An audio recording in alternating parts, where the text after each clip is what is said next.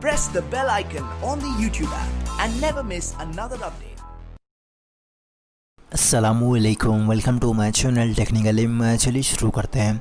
तो दोस्तों, अगर आपके किसी भी Realme मोबाइल में नेविगेशन बटन्स यानी कि बैक, होम और रीसेंट बटन स्क्रीन पर शो नहीं कर रहे हैं और आपको स्वाइप अप करके बैक, होम और रीसेंट बटन्स को यूज़ करना पड़ रहा है, तो इस वीडियो के अंदर मैं आप लोगों को बटन्स को वापस से शो करने का तरीका दिखाने वाला हूँ।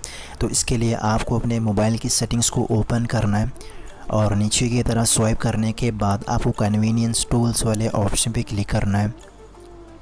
अब यहाँ पर आपको नेविगेशन बटन्स वाले ऑप्शन पे टैप करना है।